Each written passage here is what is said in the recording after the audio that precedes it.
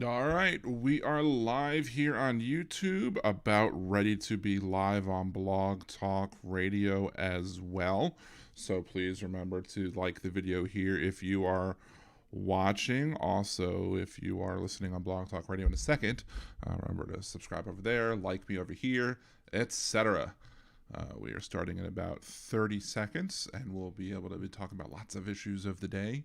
So I welcome you to join us in the conversation. And we are about 25 more seconds left. Let me go ahead and turn off my phone audio. Just don't want to hear double audio from the show. I'm sure we may very well have some people. Your show will go live in 5 seconds. We'll talk 4, about that in a second. 3, 2, 1. Using gerrymandering, voter suppression, and other nefarious tactics, the Republican Party has manipulated our electoral system to maintain as much control as possible despite being a party in the minority. Liberal Dan Radio seeks to change that, and I need your help in doing so. Liberal Dan Radio has partnered with Levelfield to help us use tools that are typically only available to big money donors. When you go to stopthecoup.liberaldan.com and make your contribution, it will encourage other voters to reach out to their legislators to pass legislation to stop gerrymandering and voter suppression, and target elected officials who refuse to protect the vote. Every eligible voter should be able to cast a ballot, and that ballot should have the same power as everyone else. I can't do this alone. I need your help. So please go to stopthecoup.liberaldan.com and make your contribution today. That's stopthecoup.liberaldan.com. Stopthecoup.liberaldan.com. Political advertising paid for by Levelfield. Contributions are not tax deductible as charitable contributions.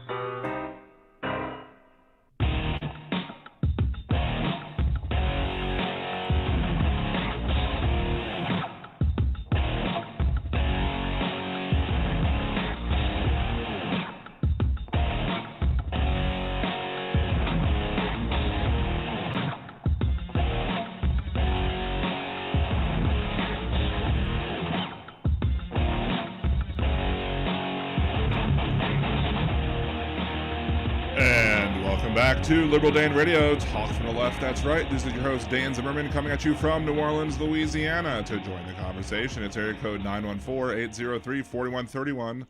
That is 914-803-4131. We are now actually live on Blog Talk Radio because I just remembered to unmute myself. Again, so if you want to call in, again, 914-803-4131, 914-803-4131. If you're listening live on Blog Talk Radio, you could always sign in with your free blogtalkradio.com account. Go to the thread page, or the show page, episode page, I should say, for this episode, and you can leave your comments and questions in the chat room over there. Or if you're listening watching live on YouTube, you could also do that. Join us youtube.com/liberaldanradio. Go to our current live as we're going on, and you can leave your comments and questions there as well if you don't wish to call in. Furthermore, if you're listening after the live broadcast, you can always leave your comments, questions, concerns, etc. on the show thread at liberaldan.com, facebook.com/liberaldan, at liberaldanradio on Twitter, or here on YouTube. You can also leave comments on the YouTube video as well, because it will remain up after the live is over. We have lots of stuff to talk about today, but of course, we start off each and every show with this week's headlines. Joe Manchin is trying to be convinced that leave paid family... I did not type this well. Joe Manchin is trying to be convinced that paid family leave in the current proposal of President Economics Package. Whew, I'm having a rough one already. Joe Manchin's problem is working families getting help and not millionaires and billionaires using loopholes in our tax laws to get away with paying much lower tax rates on investments and corporations not paying any taxes? Really, Manchin? Really? Unfortunately, there are some who will still blame Democrats for all this instead of the obstructionist Republicans who won't work together on anything that's needed for legislation to move this country forward. U.S. generals are concerned about a Chinese hypersonic weapons test, but at least it wasn't a supersonic test because the S is for super and the U is for unique. The P is for perfection, and you know that we are freaks. The E is for exotic and the R is for rap. Anyway, In investment news, Marjorie Taylor Greene put as much as $50,000, according to disclosures, into a Donald Trump SPAC, or Special Purpose Acquisition Company. The value was skyrocketing before the shares then plunged. That she would invest in a Trump company after his previous company bankruptcies just proves to show her lack of cognitive abilities. Easy for me to say. Both the Louisiana governor and mayor of New Orleans eliminated the mask mandates for the state and city respectively. Apparently, new cases are down, so this apparently justifies removing safety measures. By that logic, New Orleans has not flooded from the Mississippi River in a long time. I guess that means we can remove the levees too, right? A man was accused of sexually assaulting horses in New Orleans, and he is now also under arrest for suspicion of the same activities in California. Kashawn Dion Baker was arrested by National Park Service rangers. There's an old saying about leading a horse to water, but if you see this guy leading a horse anywhere, call 911. And that was this week's headlines. Hey, Doug, how's it going? Doug Cochran. I watched you for a minute, and the audience was increased by 50%. We sometimes have strollers that come in later, and we're still a growing podcast as well. If you want to join in and if you agree with me or disagree with me, I welcome everybody in the chat to come watch. Tell them, hey, come listen to Liberal Dan Radio. Talk from the left, that's right. Every Wednesday at 8 p.m. Central, blogtalkradio.com/LiberalDan, or here on YouTube at Liberal Dan Radio. But first thing I want to talk about is, before we get to a lot of the other issues that I wanted to talk about today, there is a lot of discussion about vaccines and whether or not people should be taking vaccine, kids should be taking vaccine. I played, I think it was last week or the week before, my words of redneck wisdom, if you will, about somebody putting all of these things forward about the conspiracy theories about the vaccines.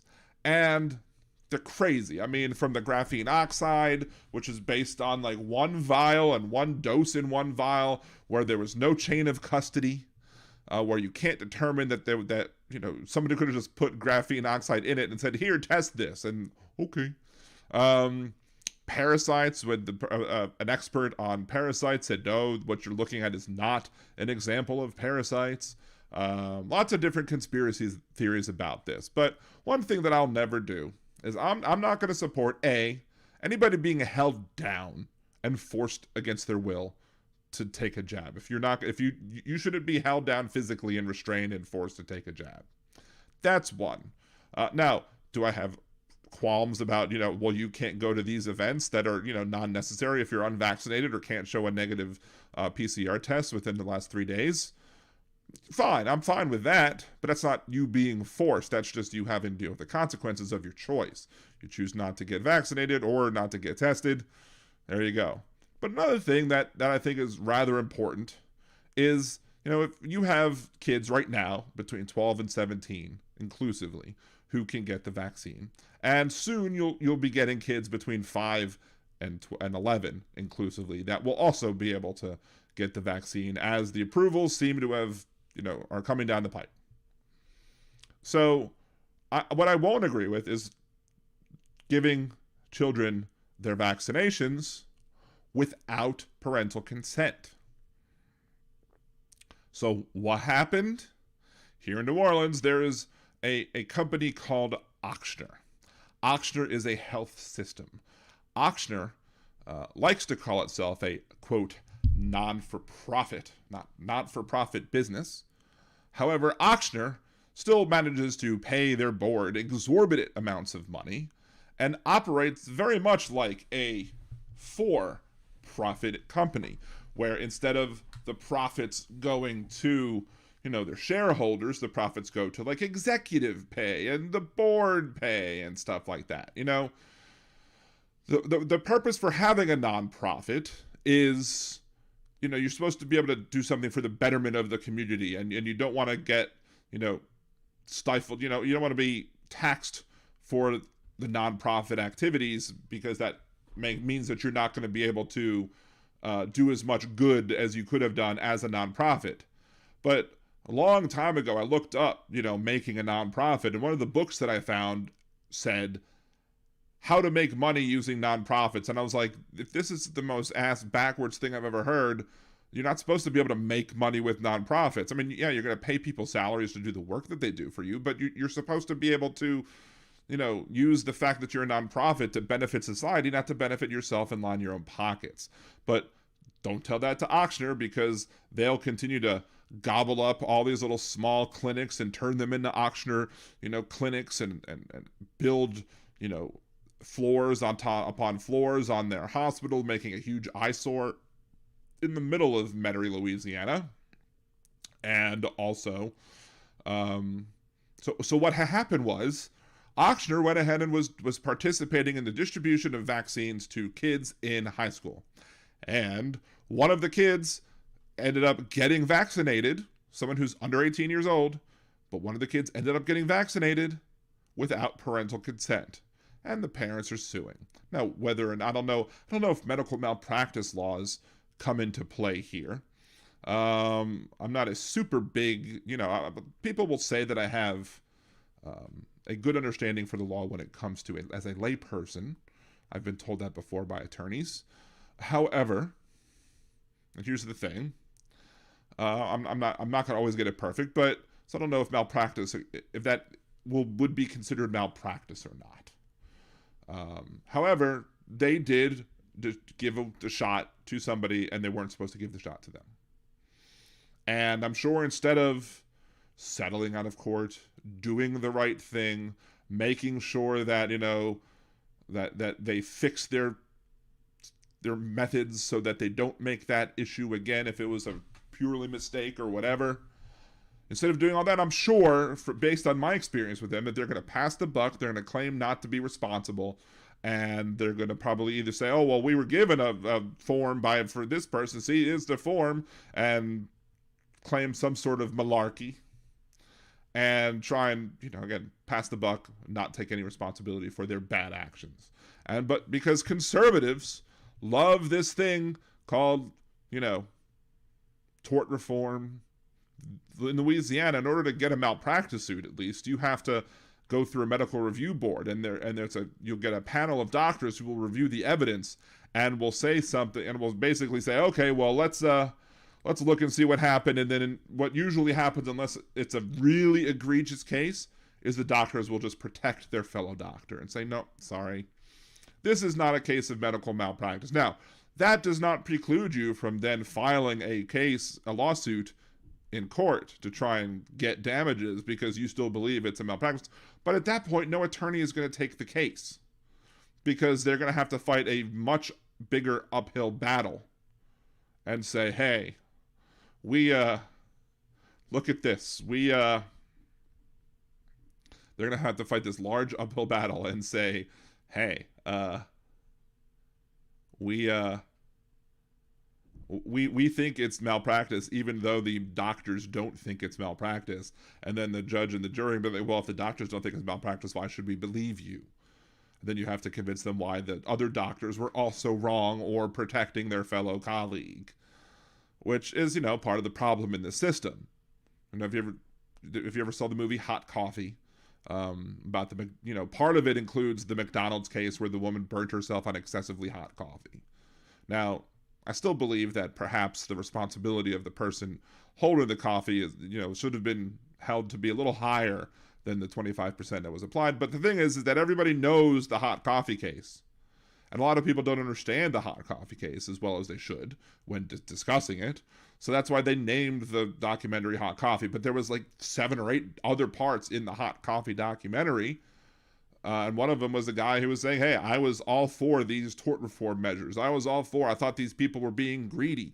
I didn't think it would come back and bite me in the ass. Well, guess what? It came back and it bit him in the ass because the law that he voted for, the law that was passed because he is a citizen, said, I think that we should restrict people from, suing people, being overly litigious when it comes to medical lawsuits. He was unable to get fully compensated for the damages that were done to him. And he screwed himself. He played himself. And everybody else who would need more money than what the law allows to have the fullest of recoveries as possible, because there's some people where full recovery is never possible. So that's one of the many problems with these so-called tort reform laws. You know how you solve, tort reform, you solve overly litigious people. You empower the judges and juries to say, no, this is not an example of something where you should get all this money. And if for some reason a jury is like, yeah, give him $2 billion, then you have an appeals court that says, okay, the person did do wrong and there was money that was owed to this individual, but it's not going to be $2 billion. It's going to be something more reasonable. So that's how you deal with that. Anyway, let's go ahead and take the first commercial break. Come back, take your calls as well. 914-803-4131. That is 914-803-4131. This is Liberal Dan Radio. Talk from the left. That's right.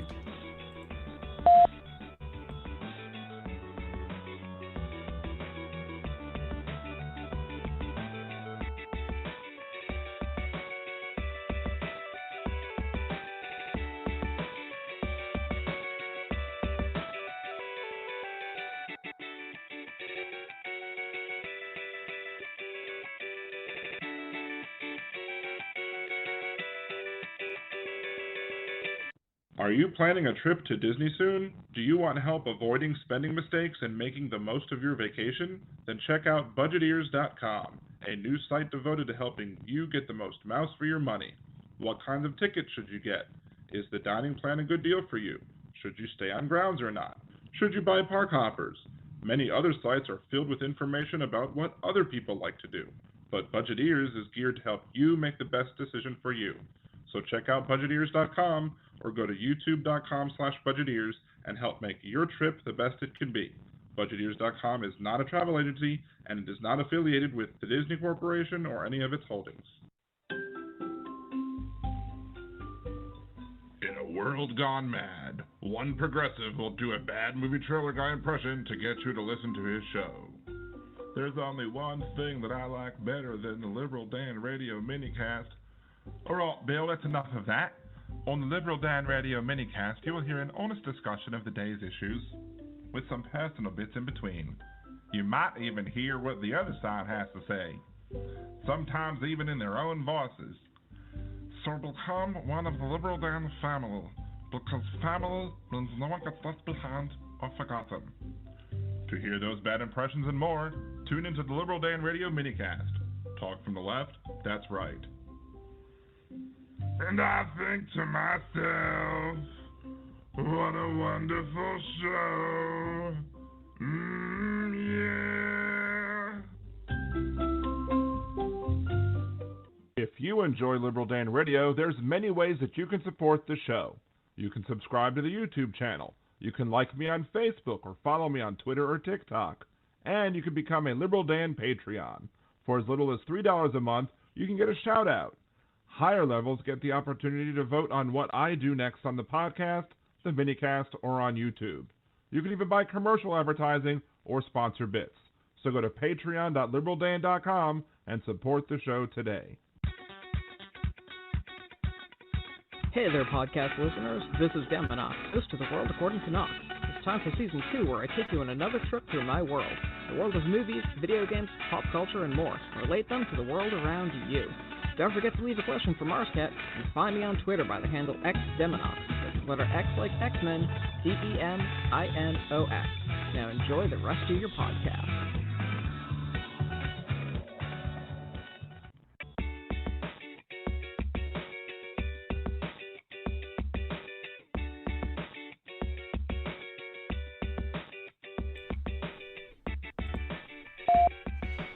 And welcome back to Liberal Dan Radio, Talk from the Left, that's right. This is your host, Dan Zimmerman, coming at you from New Orleans, Louisiana. To join the conversation, it's area code 914-803-4131. That is 914-803-4131. Shouts out to Suzette Live Talk over in the Blog Talk Radio chat room. Also to V Radio and Doug Cochran over in the YouTube chat room. If you want to join us again, you can either join us with your free blogtalkradio.com account, sign into the Blog Talk Radio page, go to the episode page, and at the bottom you'll see the chat where you can leave your comments there. Also, you can go to YouTube and watch me live as well as listening to me, and you can leave your comments, questions, etc. there. Remember to, like the video, share it with your friends, and subscribe to the channel as well to make sure that we can, get more support, move towards monetization eventually. Maybe. We'll see if that ever happens. Of course, YouTube has just added 2 more requirements for monetization, but they're not as bad as the previous changes that were made that completely threw the baby out with the bathwater. I'll do several bits this week, or each week I try to at least, and one of them is called Words of Redneck Wisdom. So without further ado...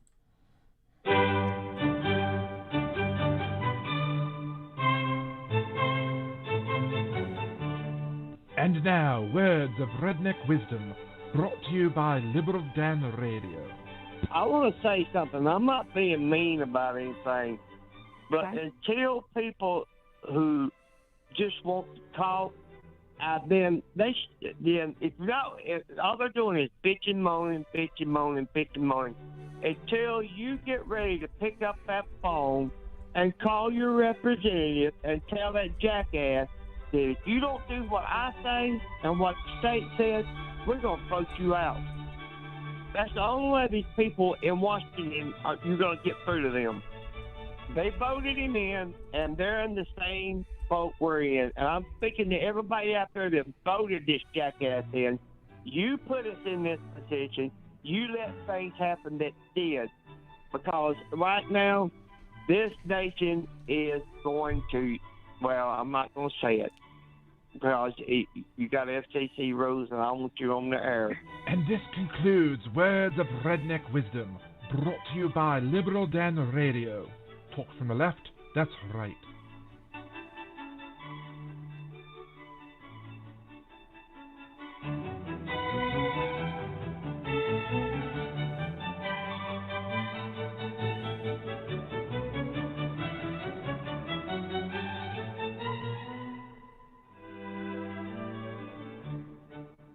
Anyway, that was Words of Redneck Wisdom. I was just amused at him just because he was, calling people jackasses and said some other that could be considered dirty words, maybe by some people, but then went ahead and was worried about what the last thing he might have said would have been. I think he might have wanted to drop the S-bomb. I don't know. That's my only interpretation of what he might have wanted to say. But then he said you have FTC rules that you have to follow. I don't think the Federal Trade Commission is too concerned about ringside politics. Now, the FCC, on the other hand, might be, but it just, I guess I shouldn't pick on him too much for his stumbling and bumbling all over the place when it comes to what he says, because the beginning of this show, I was rough at the beginning of this show as well. I was having a difficult time trying to get some of my words out, and if you would have heard me with the Hypocrite of the Week, which I'll play later,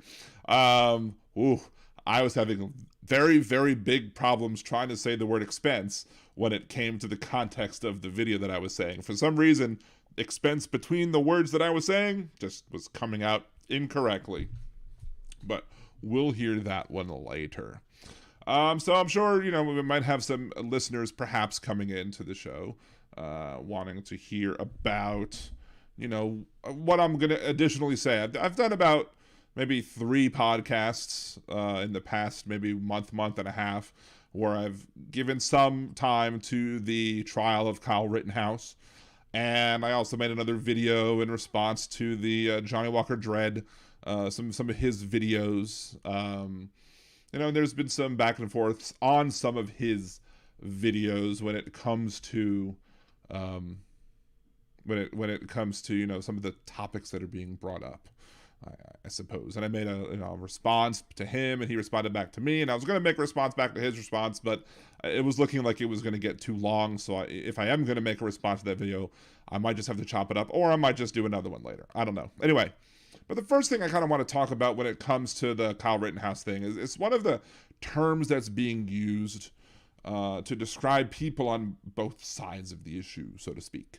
And that is people who are pro Kyle and people who are anti Kyle. If you believe that apparently if you believe that Kyle Rittenhouse had a justified reaction to the events of the night, if you believe that he as any reasonable person in his circumstance would have used deadly force to protect himself, then you are part of the, quote, pro-Kyle crowd. If you are one of the people who don't believe that Kyle Rittenhouse was acting responsibly, that he is at fault, that he was an aggressor at some point, and that he is somebody that should be considered to have committed a crime in the shooting of the 3 individuals. Apparently we're not allowed to, or at least the prosecution is not allowed to call them victims, but we'll just call them individuals for now. Perhaps that's what the prosecution will call them, or perhaps the prosecution will come up with another way to call them victims without calling them victims that are within the judge's guidelines. But I'm not necessarily sure that I'm okay with the terms pro-Kyle and anti-Kyle. Like, I would have rathered he not shoot the people, sure. You know, I think some people might say, even though it's pro-justice or anti-justice, but even then, I think people have differing opinions, and I think a lot of those opinions are, you know, just valid differences of opinions. I mean, let's just consider this. Of every attorney that brings a case to trial, on average, or close to, half of all attorneys that bring cases to trial end up being wrong about a particular subject. Now, maybe in one case, one of the attorneys might be right about something and wrong about something else. But if there's an issue before the court, one attorney, if the attorneys don't agree on something, then one attorney is going to make an argument for something. One attorney is going to make an argument against something. And the judge is going to make a determination, or the jury is going to make a determination, or if at the end of the day it goes to an appeals court, the appeals court might make a determination based off of the ruling, off of the argument made by either the prosecution or the defense.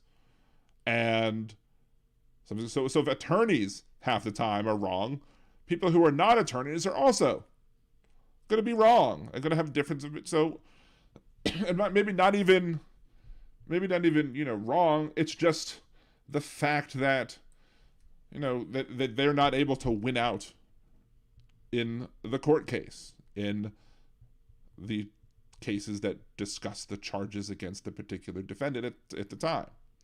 So I think that maybe the conversations could be a little bit more toned down if we were to stop calling people anti-Kyle and pro-Kyle. You know, just, I want justice to be served. I want a fair court case. I want the evidence to be presented. And now I differ.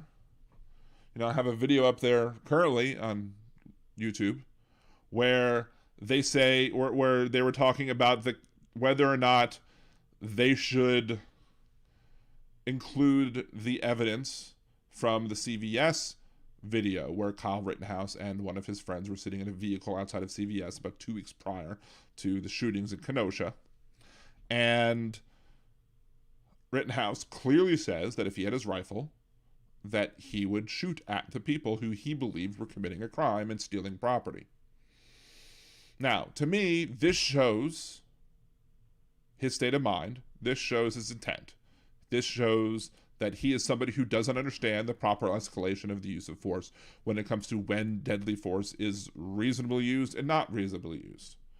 If he would have had a gun and he would have fired at those people, that would have been a illegal discharge of his firearm. He would have been probably arrested and found guilty of assault with a deadly weapon. Even if he didn't hit anybody, that would be an assault with a deadly weapon because he shot at people. Because an assault doesn't require that you actually damage the people. It's just to cause the threat of harm. If I punch at you, that's an assault. If I hit you, that's battery. So, but the judge was like, well, I'm disinclined at this moment to allow it to be entered. He still hasn't fully committed to that belief, but the judge believes that the situations were different enough that one judge shouldn't apply it to the other. And to me, my opinion is that Well, I think the jury should be able to determine that. I think the prosecution should be able to present this video and say, this is how what Kyle Rittenhouse believes, and this is how he believes guns should be used. It's such a circumstance where he says that he believes that these people should have been shot at by him with the rifle that he used to kill the people in Kenosha 2 weeks later. And the defense can make the argument, well, here's the thing, it was weeks apart. Because he didn't have his gun, he called 911, and maybe, but to me, let the jury make the determination as to the relevance of it or not. And V Radio says, well, yeah, talking crap while recording a phone video is not the same thing as shooting at people who attack you, but it still goes to show that it wasn't necessarily talking crap, because he wasn't talking crap to those people. He didn't go to those people and say, if I had my rifle on me, I'd shoot you right now. No, but he did say that he would shoot them if he had his gun on him at that point in time, which shows that he does not understand the proper use of force.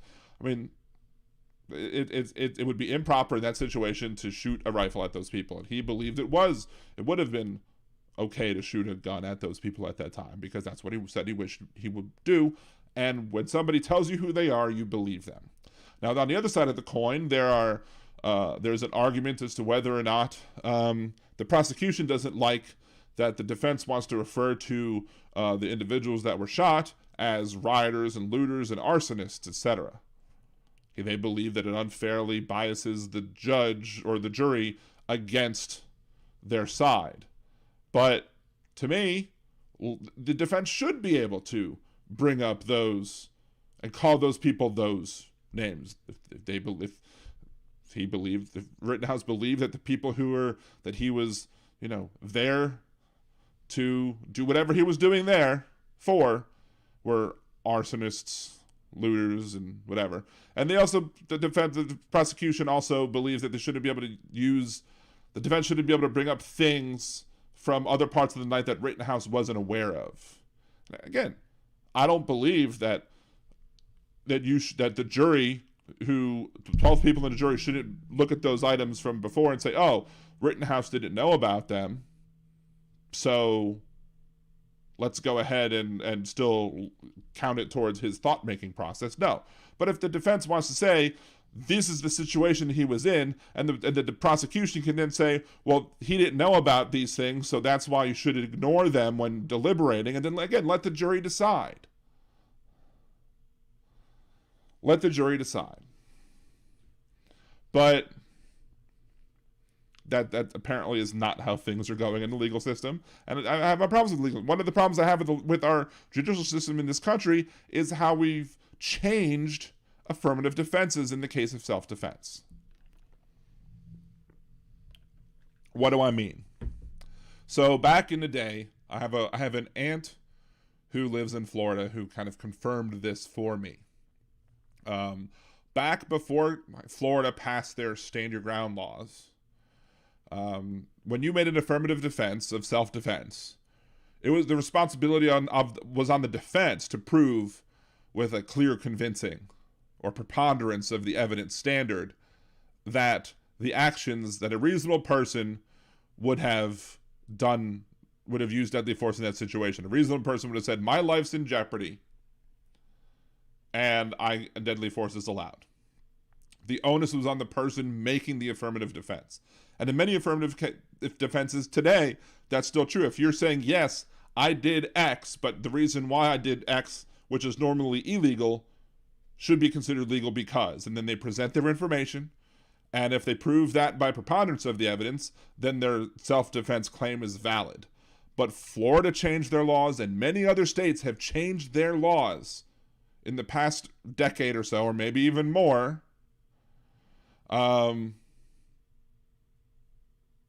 They have changed the burden of proof and have now said that instead of you having as a defense to prove by preponderance of the evidence that it was self-defense, that self-defense was reasonable and justified for the situation that the person was in, now the prosecution has to prove by preponderance of the evidence, that it wasn't.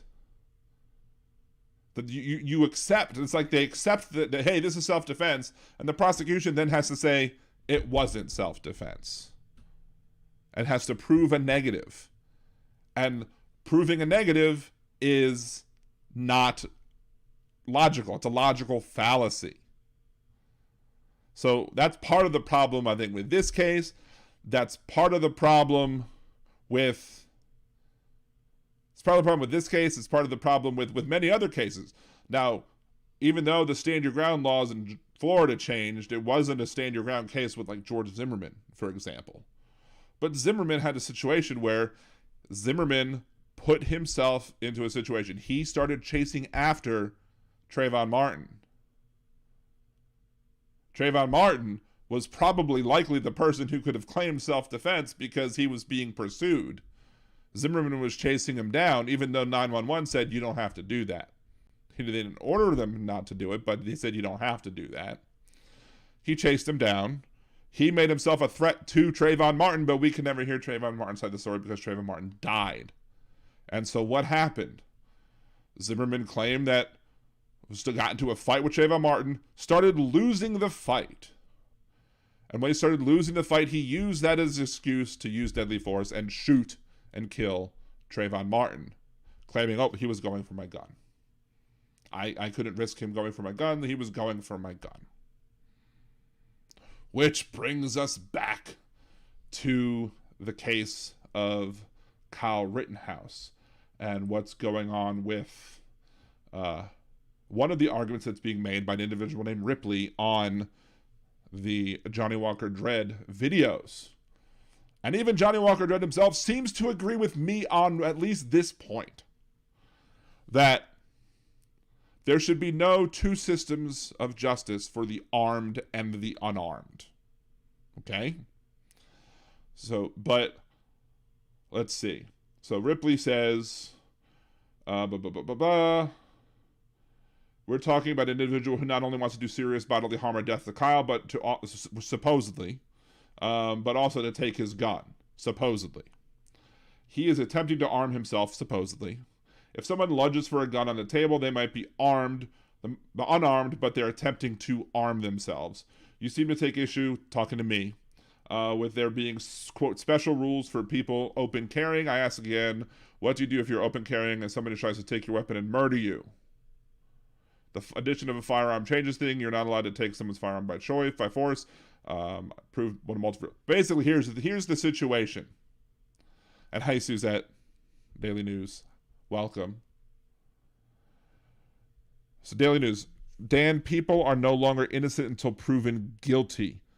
No, that's not what I'm saying. What I'm saying is that in affirmative defenses, normally, if there's a crime that's being accused, if someone accuses me of a crime, it is not, I don't have to say anything. It is their responsibility to say that I did the crime beyond reasonable doubt.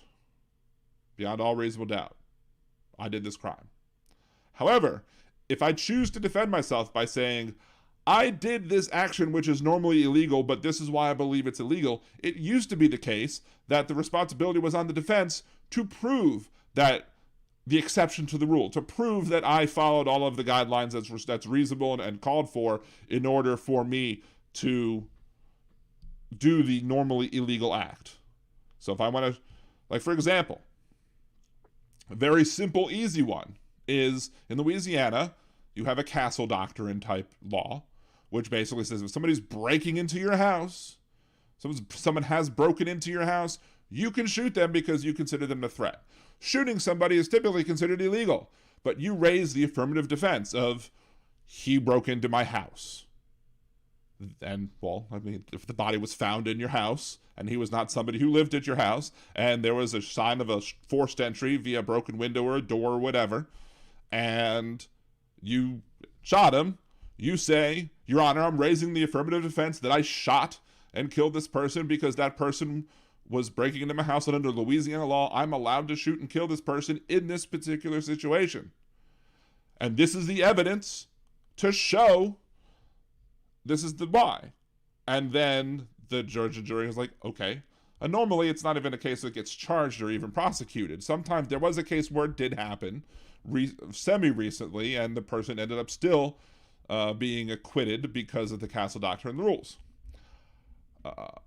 But it's not that you're innocent until you're no longer innocent until proven guilty. It's that if you're going to make an affirmative defense, at least it used to be, if you're going to make an affirmative defense, you then have to prove that argument that you're making. It's like if we're having a discussion about any topic, and I make a point, I say this is true. It's not your responsibility to prove that this isn't true. It's my responsibility to prove that it is true. Same should apply with any affirmative defense that's being raised. Isn't that called intent? You can have you don't need intent if you're negligent. Like you can still not intend to kill somebody, but still like be convicted of negligent homicide if you didn't intend to shoot them, but your presence. Like if I drive drunk, I might not intend to kill anybody while driving drunk, but I still drove drunk. So while the intent to kill people isn't there, I can still go to jail for somebody's death, for the homicide of the individual, because I still did a negligent act. So there's that. I know did you ask a similar question in the chat? Let's see. Is the reason to have a judicial branch is to decide events in Kyle's case? I think that the trial is fair and they decide Kyle committed the crime or murder or whatever, then that should be the end of public opinion on the matter, right? I mean, no, it's not going to be the end of public opinion on the matter, because at the end of the day, if Kyle Rittenhouse gets convicted, there's going to be a large group of people who are going to say it was unjust, it was unlawfully convicted, it was an unjust thing, and support his, and there's going to be an appeal, and it'll go up the ladder. Where, take into consideration, and if he's acquitted, you're probably going to have a large group of people that say he was acquitted, he got away with murder, just like George Zimmerman, just like a lot of other people who got away with murder. But anyway, we're going back to this response by Ripley over here on his YouTube video, and we have disagreements about a lot of different things on the post, but here's the situation. So let's say Suzette and myself, right? Let's say Suzette is coming and attacking me.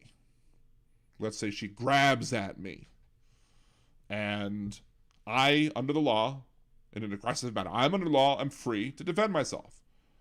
I am not free to shoot her or to use deadly force to prevent her from grabbing me, because that would not be reasonable of me to do. But, and here's the big old but, according to the arguments made by Ripley, and I've invited Ripley to come on the show and discuss that, and he apparently was afraid to do it for fear of me having his phone number, or me having more power in the discussion, or whatever, you know. And I wouldn't have said he's afraid, but he wanted to call me a coward on the other thread. Anyway, so tit for tat. He was too afraid to come on the show, so it is what. Wait, sorry, I'm sorry. That's not my line. That is somebody else's line. It is what it is. Thank you, Donald. I should really move that audio up. But here's the thing. If the situation again, so Suzette comes after me and grabs at me, I can block it. I could use whatever force I deem is necessary. Not I deem, that is reasonable. That would be reasonable to defend myself. I could use that force. I could slap the hand away or whatever. But I would not be able to use deadly force. However, under Ripley's argument, under the argument here, this is the thing. He says that if I now have a rifle around me and Suzette grabs at me, because I have a rifle, that justifies my killing her. That justifies my using lethal force, because I can assume that Suzette is trying to reach for my gun. And because I can assume that Suzette is trying to reach for my gun and take my gun away from me, I can now shoot her, because she might then try and use my gun to kill me. So I can then... It's bonkers. It's absolutely insane that anybody would. And this person is supposedly a self-defense trainer. All right? This person supposedly trains people in when it's okay to self-defense, to do an act of self-defense. So he's saying, well, it's two completely different things. No. The action towards me should be considered the same, regardless of if you're grabbing at me or coming at me, if you're chasing me down. Simple, the act of chasing me down shouldn't be enough for me to commit. Now, I'm not going to sit here and say, I don't have every single bit of footage that could have been available when it comes to this Rittenhouse case. But simply chasing after somebody, if Suzette's chasing me, she'd probably catch me really quickly. But if Suzette's chasing me, that in and of itself is not enough for me to use deadly force. Suzette would have to be, I would have to consider her to be a threat to my life. That belief would have to be reasonable. And I would have had to have not started the fight. Of course, which then brings up the other argument of, well, he was running away. Running in a specific direction doesn't necessarily mean that you are disengaging from the fight. Under Wisconsin law, you are required to give adequate notice that you are no longer participating in the fight. And that's the only way somebody who is an aggressor, if Kyle Rittenhouse is indeed found to be the aggressor by the law, the only way that the aggressor can then come back and reassert his right of self-defense would be to adequately notify the people who were involved that I'm no longer involved in this anymore. I'm not doing this anymore. And when does he do this? He does this at the end of the video. When you see him walking away, he raises his hands. And I've discussed this before too. That raising your hands is a universal sign of enough. Enough is enough. Now, these people are saying you can't just raise your hands up in the air because you have a gun. So these people believe that simply being armed with a rifle precludes you from being able to just say, I give up, I'm no longer fighting, and then gives you special rights when it comes to self-defense because you're allowed to, according to these people, you're allowed to interpret actions towards you as being a threat to your life because they might take your gun.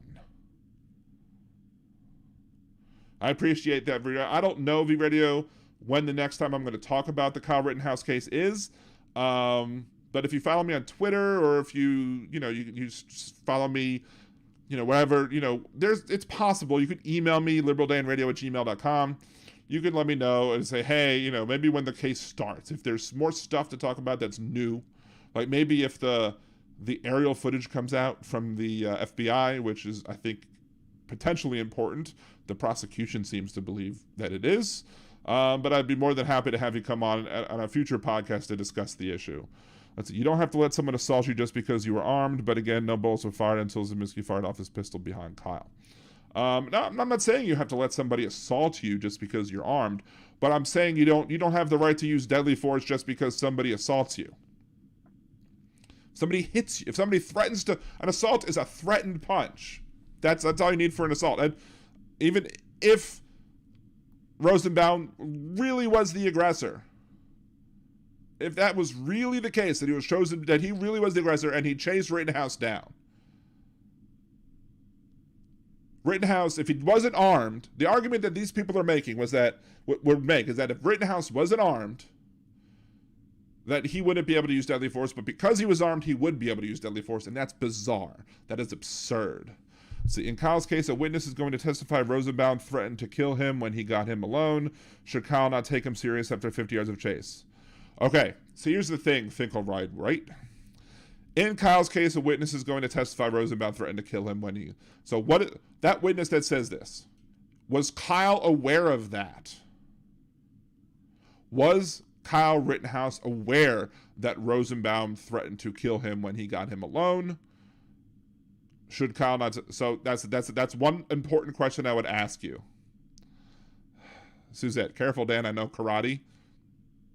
Okay, that's what I'm saying. You could, your hands may very well be deadly weapons. Let's see. During a night of riots, a man chased someone who's open carrying. If you chase someone in that scenario, you're probably not playing around. Maybe. But again, does a reasonable person assume that this is a place where your life is in danger? Try and take someone's. Paul Katz is here. Welcome, Paul. Thank you for joining us in the podcast today. Let's see. Try and take someone's gun. You can be sure of that. But how do you prove that someone was actually trying to take your gun? Yeah, he chased someone open carrying. That doesn't mean that that doesn't mean that he's a threat to the person's life. He's still not talking about the Zeminski firing a shot during the chase. And again, that's something that the defense could raise. Or here's the thing: the defense it would used to be, at least, if in order the defense would have to, or used to have to, prove that it really was self-defense. So normally the defense would have to introduce things like, hey, Zeminski fired a shot. That made Rittenhouse believe that he was being shot at. So therefore, that's part of the decision-making that Rittenhouse took in deciding that shooting the weapon was allowed or okay in this case.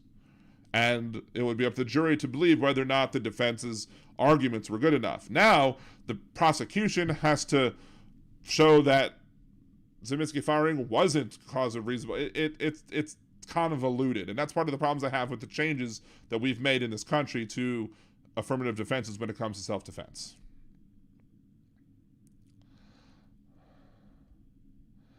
Wait, no, he isn't. What a lot of that's one of the problems with following along with the chat is that, maybe quote what I say when you're responding or something, so I know what it is you're responding to. I don't know. How about the guy who threw a firebomb at Kyle? Who threw the firebomb at Kyle? Was it one of those three? I don't know. Is it on the prosecution to prove the gun? It's on the prosecution to prove the gun grab wasn't happening beyond a reasonable doubt. And that's the problem. That's part of the problem. It would have to be used to be up to the defense to prove that the gun was being grabbed at, not beyond reasonable doubt, but by preponderance of the evidence. So it used to be in affirmative defenses that if you were going to say that this shooting was self-defense, and part of the reason, and if the defense was arguing part of the things that made it self-defense was the individual was grabbing for the gun, the defense would have to prove that normally. Now they've put it on the prosecution to prove a negative, which is a logical fallacy. Let's see. Chandler Pappas, what's up, V? Your Twitter. Well, thank you, V, for V Radio for tweeting out. I appreciate it. Hello, Chandler Pappas. Nice to see you.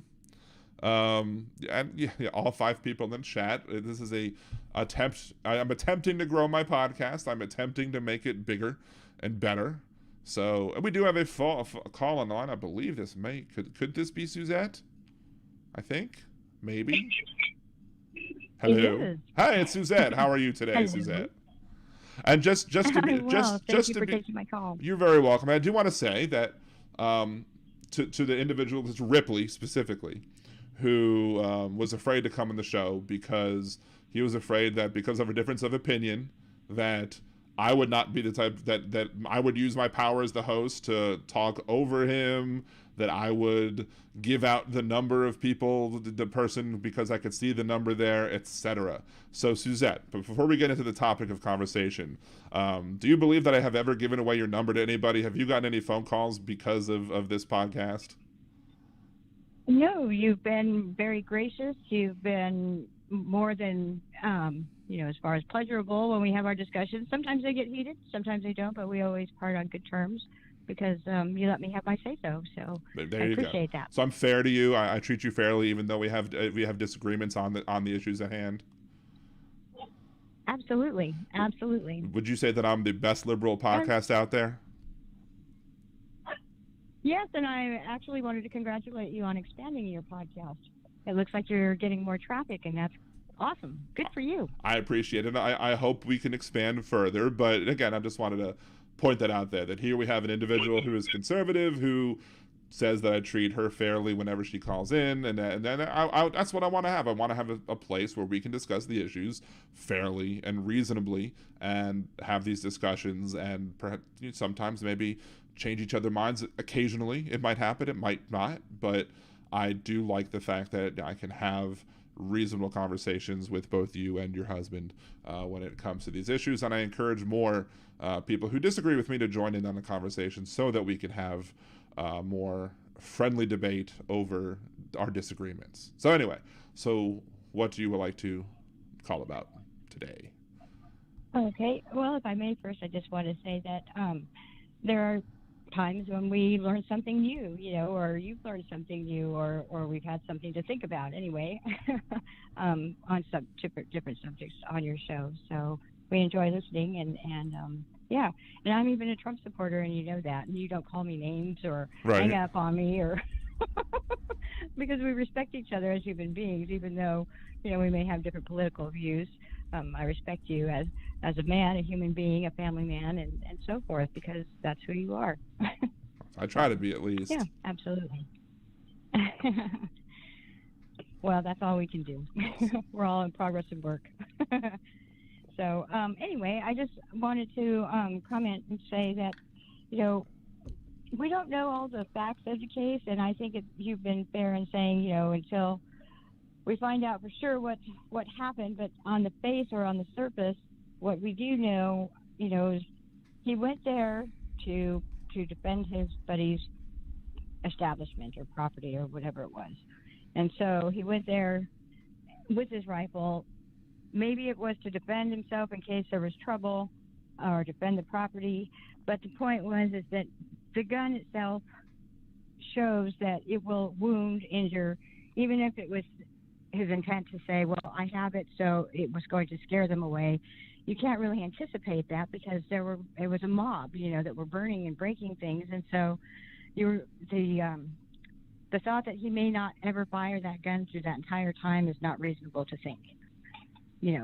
And so it's like he may not have intended to shoot anybody, but why else would you have brought it? That's a point that I do make, and there's also one of the things that the prosecution is saying, and I've said before that Rittenhouse under Wisconsin law would not legally be able to use force to defend anybody's property because he didn't check many of the boxes.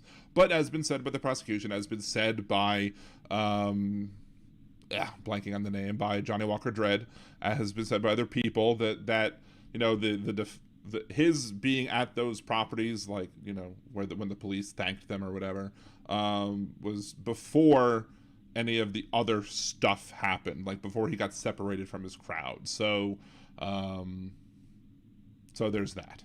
There's that to be taken into consideration of. It's a point that was made to me, and I'll accept the point that perhaps his I don't understand why he's there to begin with. Obviously, if you bring a gun somewhere, if you arm yourself with a gun, you should be prepared to use it and use it properly. And I think that's one of the more important things. I think we see from the video.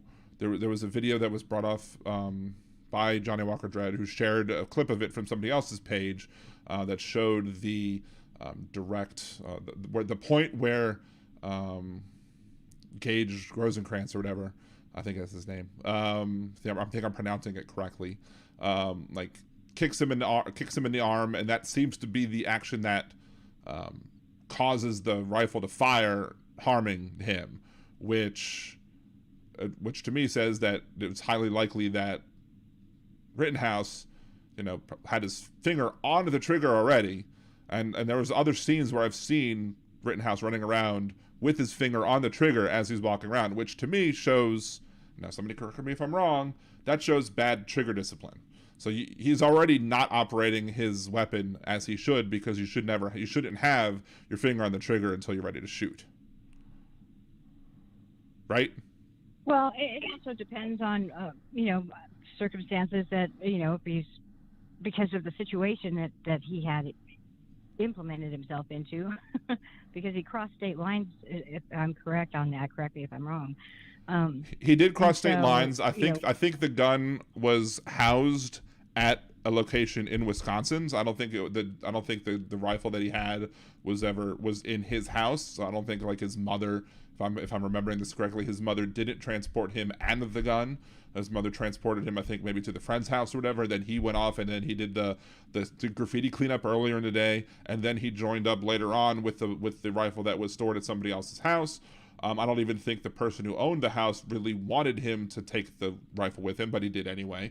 At least that's the argument I think that was made by the owner of the house, and that may very well be made simply to cover their own asses. I don't know. But at that point, he was then armed in the city of Kenosha. And underage. Well, so, that's the thing, and there's an argument about how the law was written.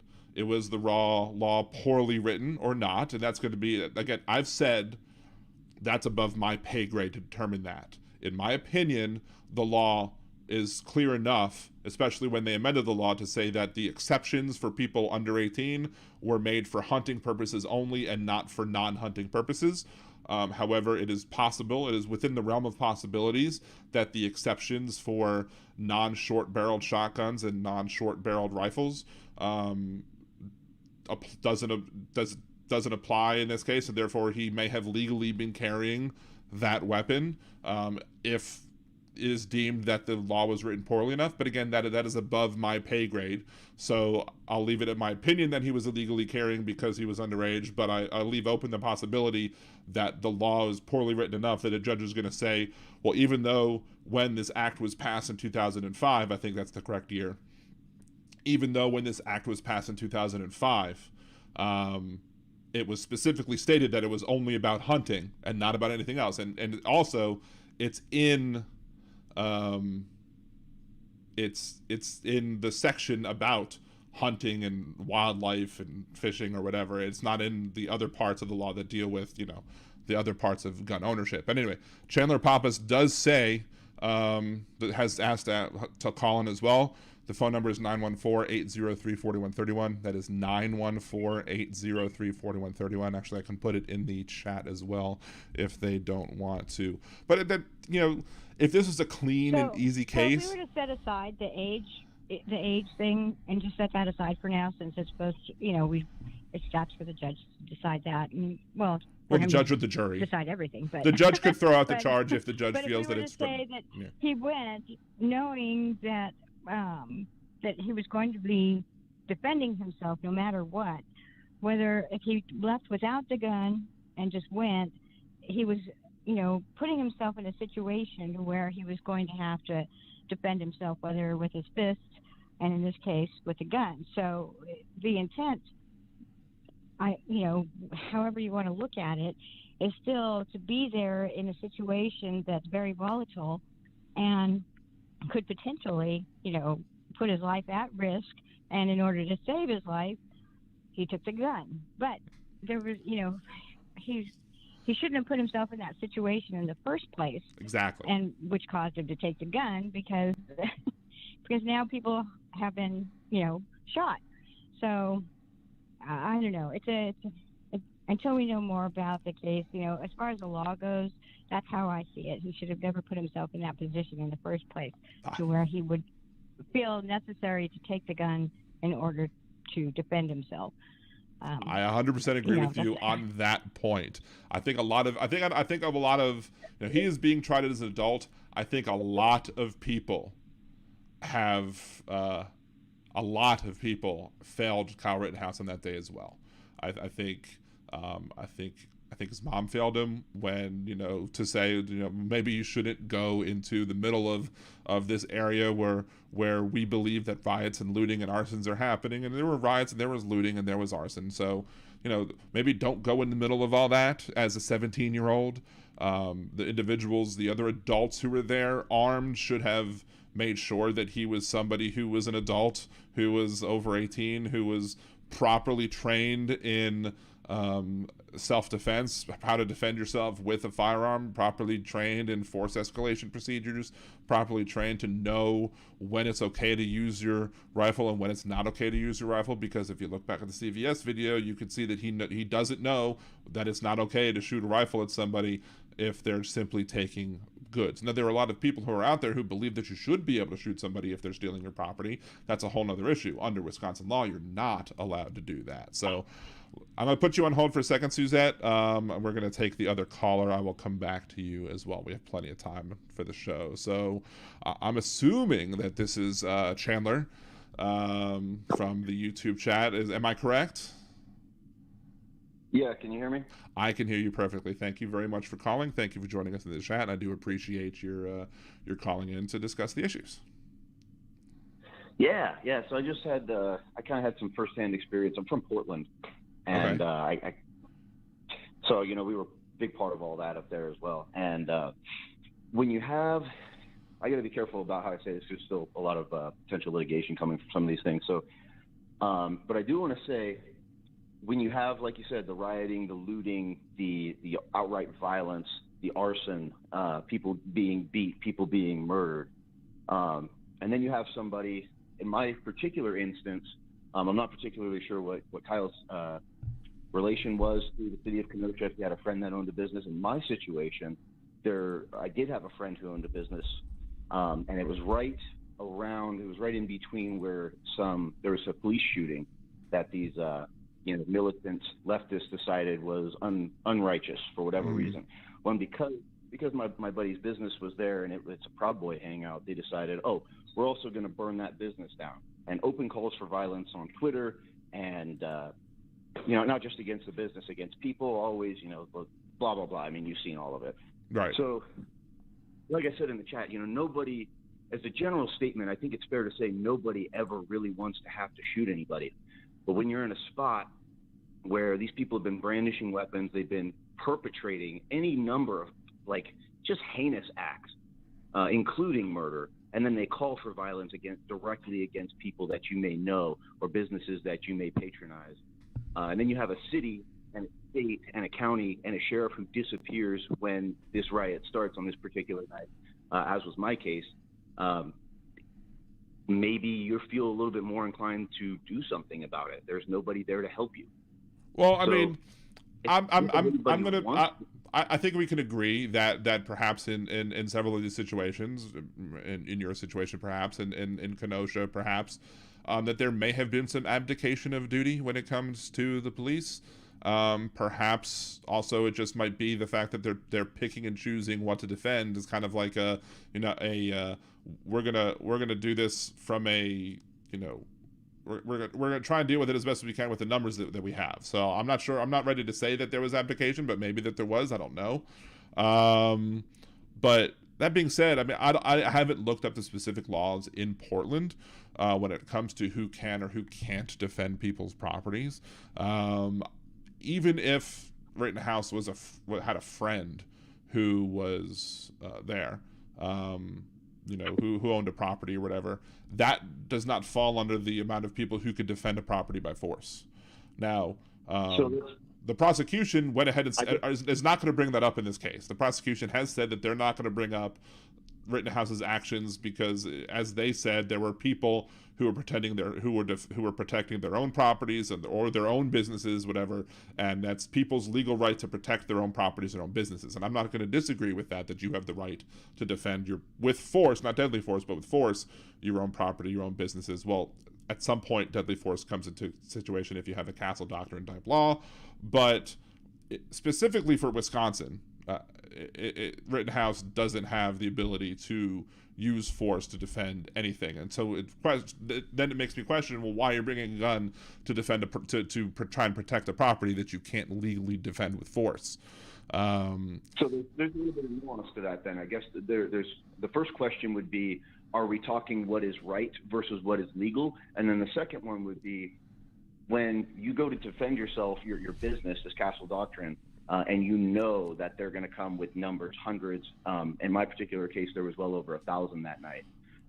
Is it really unlawful or unrighteous? And I don't know how the law is particularly written there in Wisconsin either, but is it, I guess a more important question, is it unrighteous for me to try to level the playing field as best I can, knowing these guys are coming with numbers that I can't even meet, and knowing they're probably coming with more guns than I have? Well, the point under Wisconsin law, if the individual reasonably believes that their life is in danger, At that point, they can then resort to deadly force, even if they were there originally to defend the property. However, if you're using, but if it's not a matter of life and death at the moment, then you could only use regular force to defend a property, either from being defaced, damaged, or stolen. So I've personally deployed any number. I mean, cans and cans of bear mace, and I've probably eaten more bear mace than I care to. I have a distinct kind of. I almost like the taste of it now. I'm so accustomed to it. I mean, with hot things that tends to happen. I want to respond to V Radio quickly in the chat. Says Wisconsin law plainly states you are allowed to defend yourself, your property, or the property of others and their property. Wisconsin law does state that you are allowed to defend yourself or others, clearly, and you can use deadly force to protect others if it's reasonable to assume that those other people are in danger for their lives being taken, or not just even be killed, but being harmed greatly or whatever. I'm not using the proper words, but just from memory. Wisconsin law specifically lists, though, and I've talked about this on a previous show, that the people who can defend a property with force, who can defend like a business, like whoever's business it is, the people who can defend it with force are the owner of that business, the immediate family or household of that owner of that business, or people like, employees or like manager type employees or whatever of that business, or maybe like, for example, the person who runs the location. For example, they use, for an example in the law, if you're a librarian and you have to use force to stop people from coming in and damaging books, the librarian can use force to prevent the damaging of the books. However, now this gives me very humorous views of, some Rambo type librarian trying to, or Conan the librarian trying to defend, the books, from the massive onslaught of hordes or whatever. But the point is that if you're not in those groups, you're not legally able to defend somebody else's property. Now, if it then raises up to the point of, now you're seeing that somebody's property is being attacked, and on the other people who are defending that property are now having their lives in danger, then yeah, you could then step in and use force to defend those people. And then if those people's lives are in danger, you could use deadly force to protect those people. So at that point, you would then be able to do it. So, but it kind of brings down to, I'm not going to sit here and argue why the entirety of the I don't know if you want to label them militia type folks. I think they may have labeled themselves militia type folks. I'm not going to argue against that specifically, but I will question why Kyle was there. Who thought Kyle being there was a good idea? I don't think it was just a bad idea in general for him to be there. But go on with your point, because I didn't want to address V-Ray, because I didn't want to let everything scroll up without me missing anything, and V-Radio is pointing some of the words, but go ahead with your point. It's really tough as you get a bigger audience. Yeah. It gets really tough as you get a bigger audience. So the last point, I guess, was just to circle back that we didn't address. Why are we asking these questions? Is it a matter of law or is it a matter of justice? And I guess that's the question that I have for everybody. And why are we engaging in this? Why are we questioning all of these things? Is it really a matter? I mean, personally, and there's no right or wrong answer here. Are you curious for the sake of law, or are you curious for the sake of justice? I think there's a little bit of both. I mean, I think there's the I guess the intellectual arguments that are made about it, with a look at the law, and a lot of the times when I have discussions of law on my podcast, it's more of a, is this law written correctly? Are these laws just or fair? Are these laws allowing people to do bad things in the name of being able to do good things? Are these laws flawed, and how do we fix those flaws in the laws? But on the other hand, on the other side of it is also, there is also a matter of justice, and in particular cases, and there's a combination of the two where you have to see, do these laws allow for justice to take place, or do these laws act as ways for people to hide behind the law and avoid justice? I think when we have a system of justice, and I have quoted this for as long as I can remember debating politics, before probably I could even ever vote. which is the argument of it's better for 100 guilty men to go free than one innocent person to go to jail. And I still believe that to this day. I think that is good, but I also don't believe that we should be making laws that can allow people to get away with murder.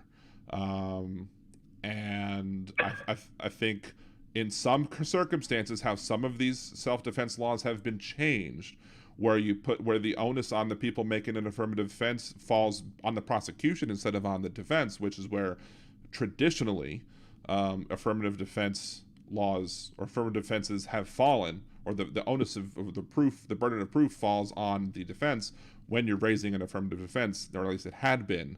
That's where I have a problem, because it's then forcing the prosecution to prove a negative, which is a logical fallacy. Can you do it sometimes? Sure.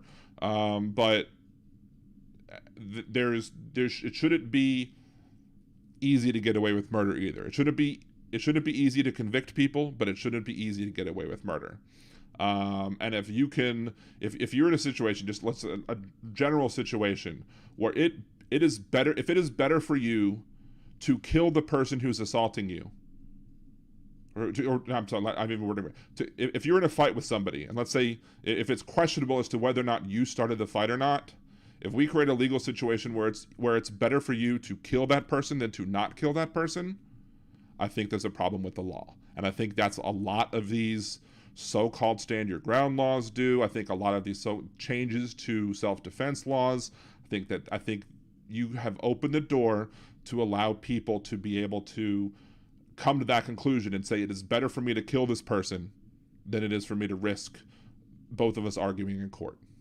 And I think that's a huge can of worms, and I'm not going to say that I necessarily disagree with your stance on it, but I will say that it's, having been in a situation that resulted in, I've been in some pretty ugly situations. So as a matter of realism versus a matter of practice versus theory, right? On paper, it all works out and it should all make sense that it never makes more sense to shoot somebody in the chest than to shoot them in the leg. But the reality is you may do just as much damage and make my family homeless because you assaulted me and I can prove you assaulted me, but because of the way the laws are written, you're going to get away with it. You're going to sue me for everything that I have.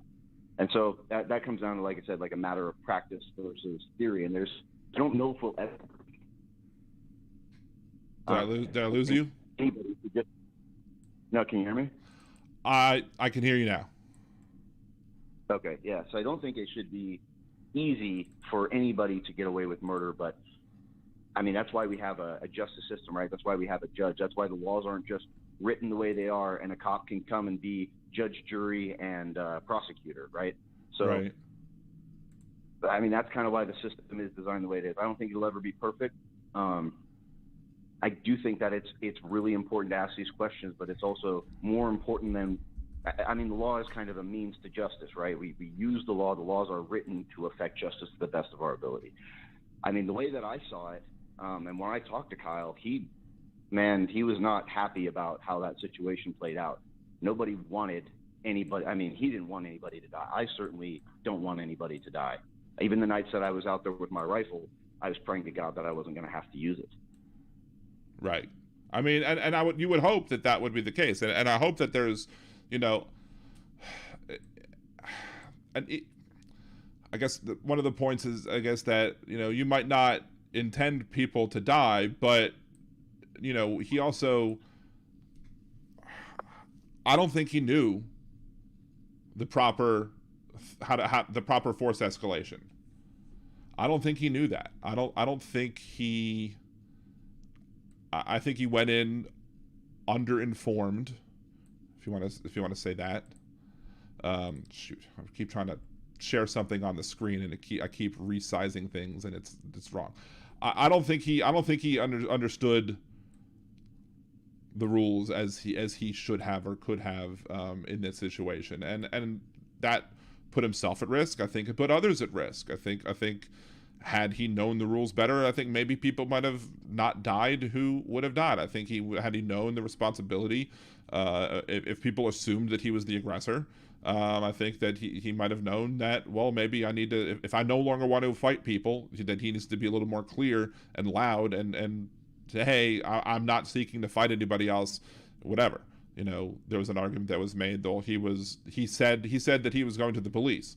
Well, he also said that he didn't shoot anybody. So if he lied about one thing, who's to say he's lied about the other thing? Now, real quick, before we get back to the conversation, Finkel Ride wanted to see about the text of the law about who can defend property or not. So here, a person is privileged to threaten or intentionally use force against another for the purposes of preventing or terminating what the person reasonably believes to be an unlawful interference with the person's property. Only such degree of force or threat thereof may intentionally be used as the actor reasonably believes is necessary to prevent or terminate the interference. It is not reasonable to intentionally use force intended or likely to cause death or great bodily harm for the sole purpose of defending one's property.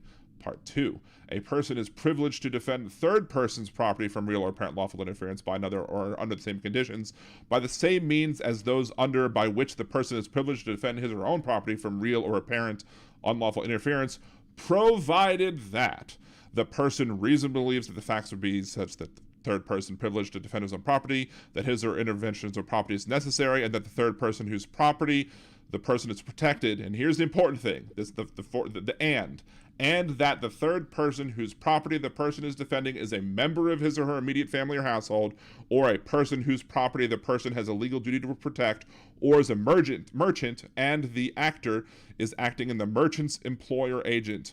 An official of an adult employee or agent of a library is privileged to defend the property of the library in a manner specified in this subsection. So there you go. So there's an and there. So everything has to be true in order for you to be able to defend private property. You can defend a third person's private property, A, if it's the same conditions are met from one. B, the person reasonably believes that the facts are such that would give the third person the privilege to defend his or her own property, and that his or her intervention is necessary to protect the property of the third person. And C, the third person is a member of his or her immediate family or household, or it's the property of the person that has a legal duty to protect, like if it's their child or something, or maybe he's somebody who owns the business but can't do it for mental capacity reasons or whatever, or is a merchant and actor in the merchant's employer agent. So there you go. You can defend somebody's property who's a third person that's not your property, but you have to be a family member, of an immediate family member, or a member of the household, or be legally responsible for that person, or be a merchant and the actor is the merchant's employee or agent. Simple as that. And if you're a librarian, you could be Conan the Librarian and defend the property. So there it is. So I would like to see, there you go, Finkel Ride. I have now cited the law, said that there is only a specific subset of people who can defend third person's property with force. So,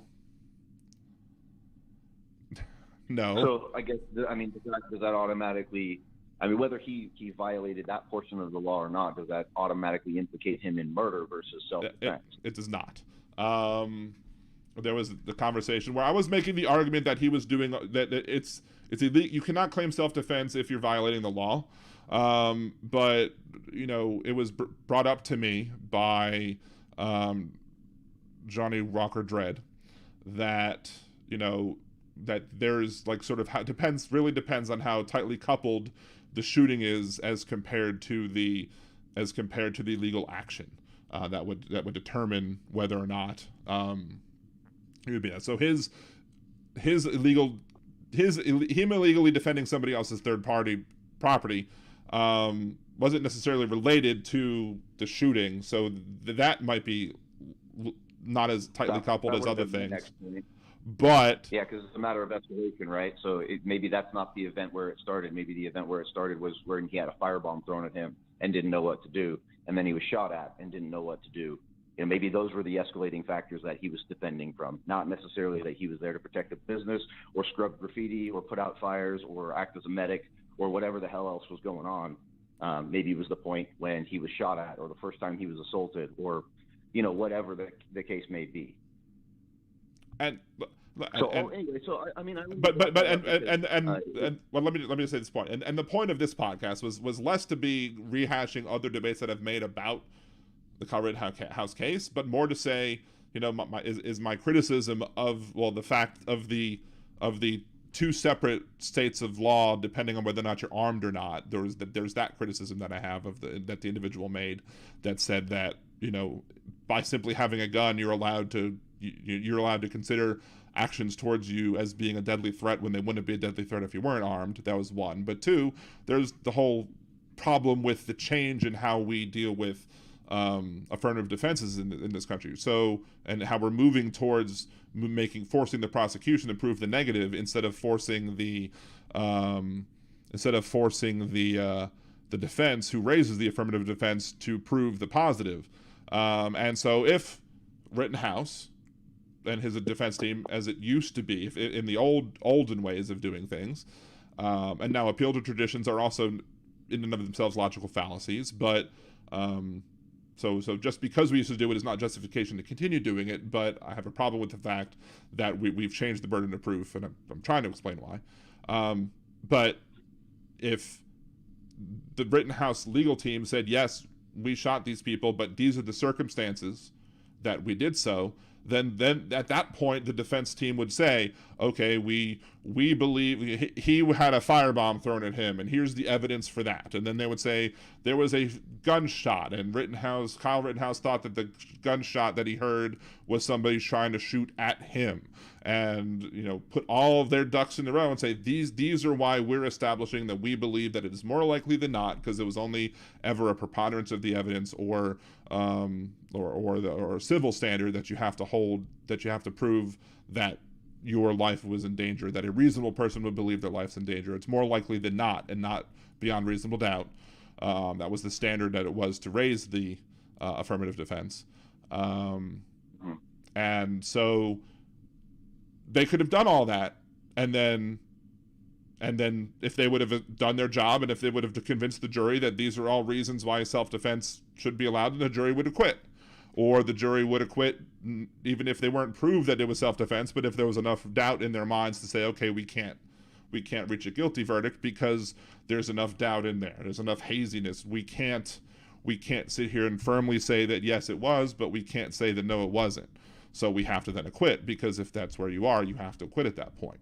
But that's my ultimate point, is that because we've changed it to the prosecution now has to prove that there wasn't a firebomb thrown at him. They have to prove that there wasn't, you know, a gunshot at him. They have to prove that these things weren't things that would justify somebody. It then makes it that much more easy for somebody to get away with an illegal homicide, and I think that's problematic.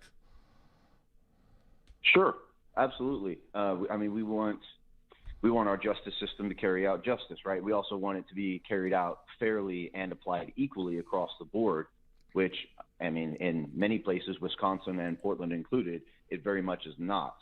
But I guess I mean, originally when I was watching your show and we were in the comments and stuff, I just wanted to bring the point, you know, I wanted to shed some light on the thought process, right? Because I had been in a similar situation in a very extreme riot zone.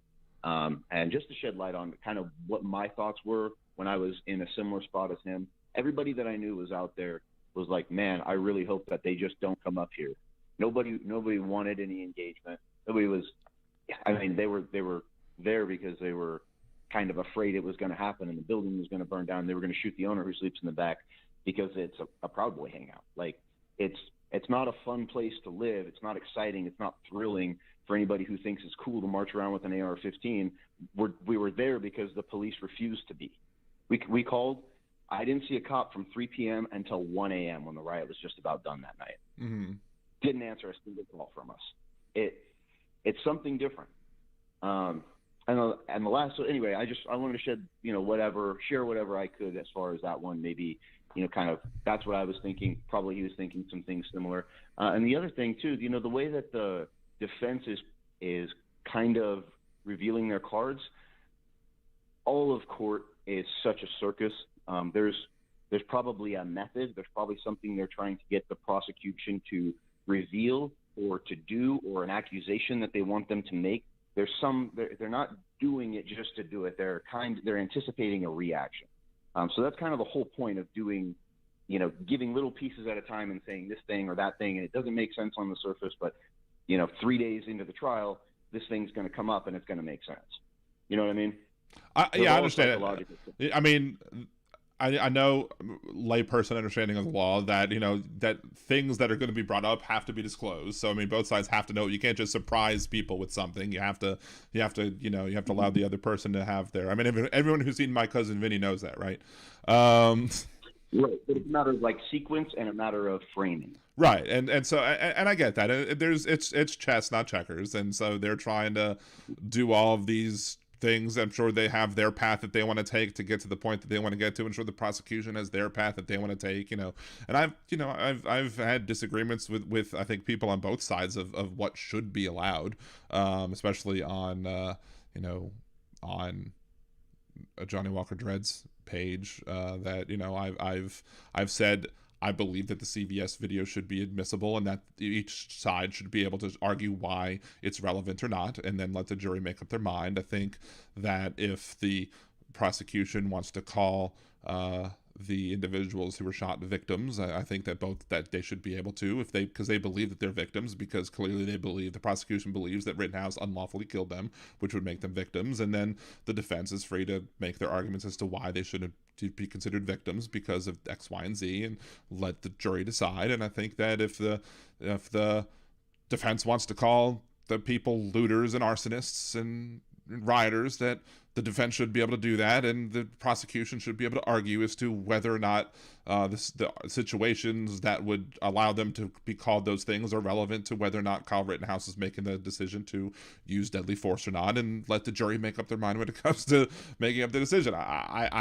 But I've also have problems in general with things like standing in court. Like, I think that, sometimes when arguments against standing have been made on nationwide or local issues, that I think too many times people are denied the ability to challenge a law, that they think is unjust, simply because of the fact that they lack supposed standing, when I would think that any American citizen, should have the ability to try and, say that a law is unjust or unconstitutional. They shouldn't have to necessarily prove that they themselves are going to be harmed with that law. I think we've created a bad system where we can't address our problems with government via the courts by, laws that are deemed to be not in our purview or not affecting us, where even though we might believe that the laws are unjust anyway, and why can't I believe that somebody else is going to be harmed to make the argument for them? I mean, that's we're supposed to stand up for our neighbors, and I think the people who believe that Kyle Rittenhouse was acting justly and under the law would agree that would argue that that's what he was doing. I think that people who were protesting, now I'm not going to sit here and defend burning somebody's business down because you're mad about what happened between a police officer and an individual who got killed or shot and injured by a police officer. But many of the people that were there to protest, unjust acts that they feel in society, and they want to fight on behalf of the people who, or other people who, if I show up to a protest, on something that's not related to me, that should be a good thing, not a bad thing. So generally speaking, I think that we all should be doing things to help other people and be more altruistic. And, we might disagree at the end of the day of what the better country looks like. But I think we should all be advocating. At the end of the day, there's natural law. Natural law is that you can't assault me. You can't inhibit the way that I live my life because of the way that you want to live yours.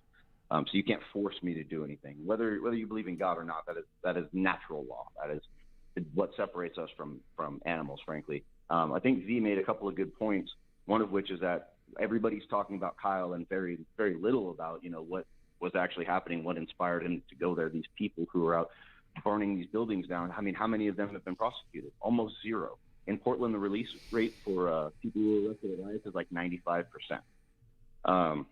And he made another good point about the CBS video being admissible. Then the criminal background of all of Kyle's attackers should be admissible, and I agree. And I think you'll probably agree on that too. Yeah, that all of that evidence should be admissible. Yes, I think I absolutely agree with V Radio on that. If the CVS video is admissible, then the criminal backgrounds of Kyle's attackers should be admissible. Not necessarily saying that the jury would find any of those things appropriate, or in their decision making.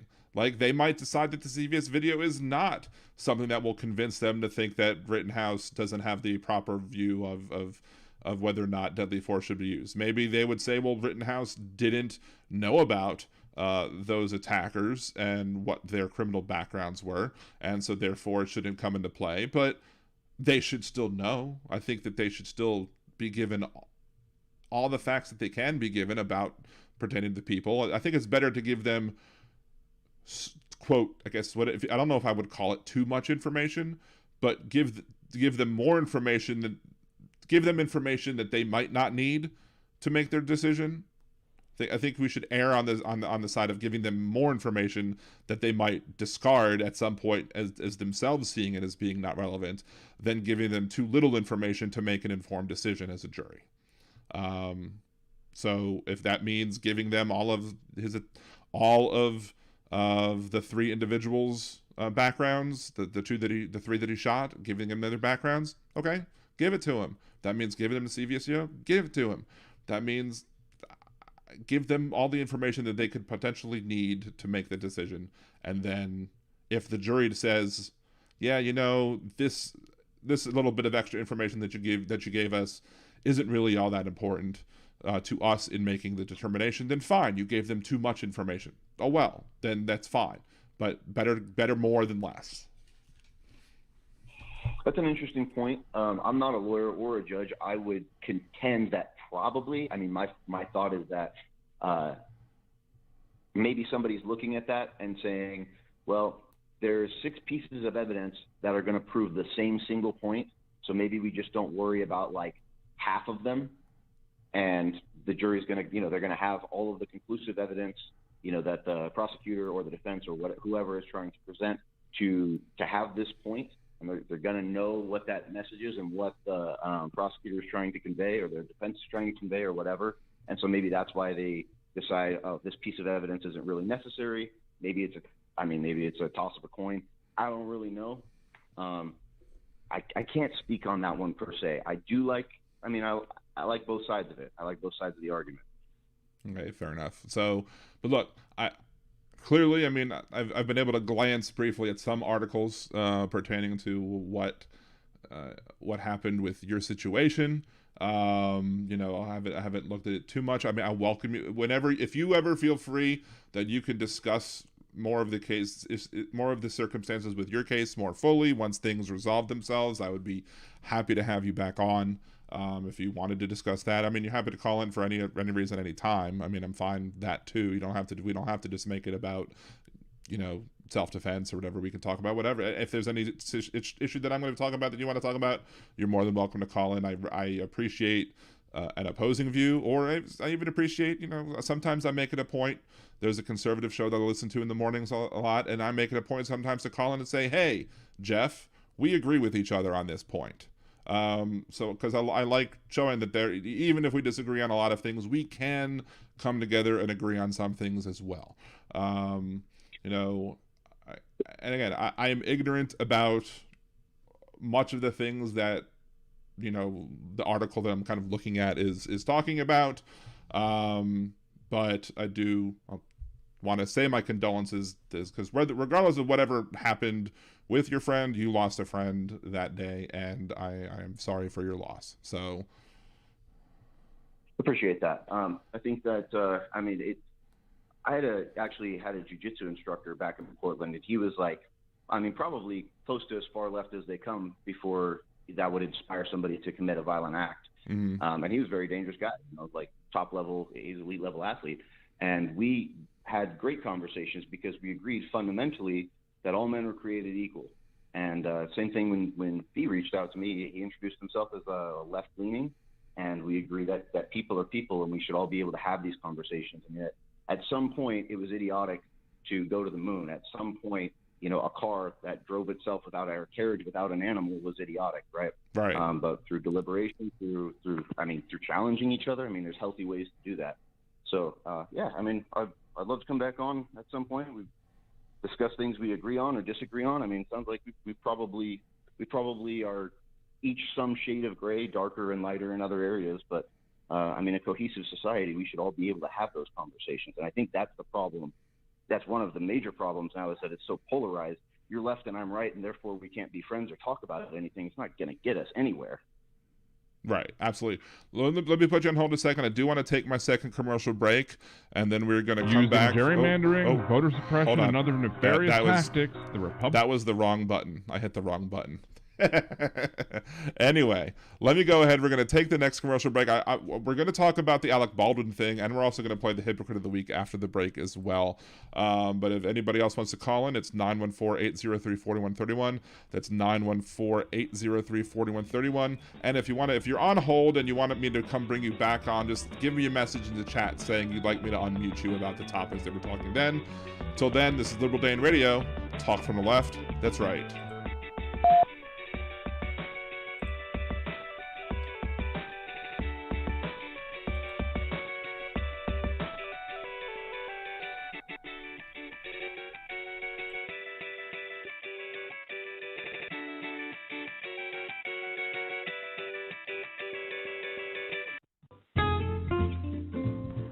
Greetings. This is Nimbus Yosh, host of the Percy Podcast. What is the Percy Podcast? Well, it's pretty much the smoothest talking host you'll ever hear in your life, talking about all kinds of things. Political things, nerdy things, fun things, not so fun things. Go ahead, give a listen, and follow at the Percy Podcast for more updates and information. Why not sit back and take a listen to one of the best podcasts you'll ever hear, and no one else will. Catch you on the tunes.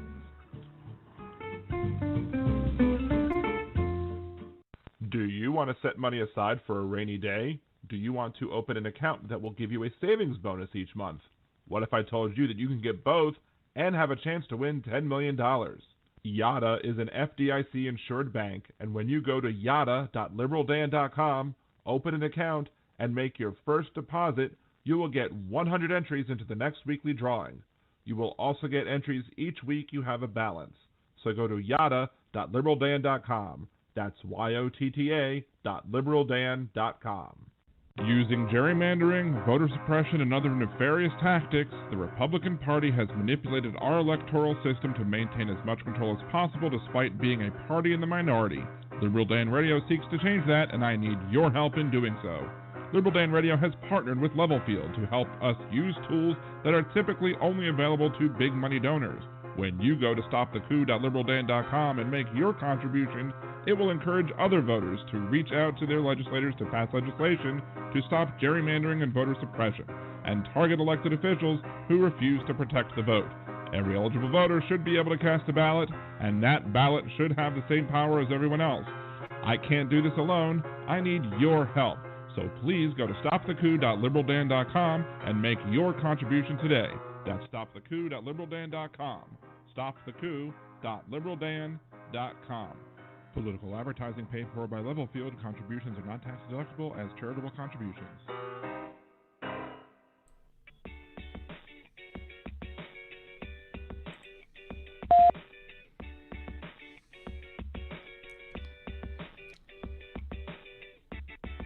And welcome back to Liberal Dan Radio, Talk from the Left. That's right, this is your host, Dan Zimmerman, coming at you from New Orleans, Louisiana. To join the conversation, it's area code 914-803-4131. That is 914-803-4131. We can go back to some of the Rittenhouse things if I deem like I'm not just repeating myself or beating a dead horse. But yes, it's okay for you to listen on hold. It's fine. Anyway, I do want to go ahead and play this week's Hypocrite of the Week as well. It's not somebody political this time, but here we go. This week's Hypocrite of the Week is Dave Chappelle, who walked away from his popular Comedy Central show in part because he felt like people were laughing at the expense of black people. In his new Netflix stand-up special, Dave Chappelle makes jokes at the expense of trans folk. If you don't like people laughing at the expense of your group, but then tell jokes at the expense of others, that's pure 100% grade A hypocrisy. To see who next week's Hypocrite of the Week will be, tune in to Liberal Dan Radio, Talk from the Left, That's Right, Wednesdays at 8 p.m. Central on blogtalkradio.com/liberaldan.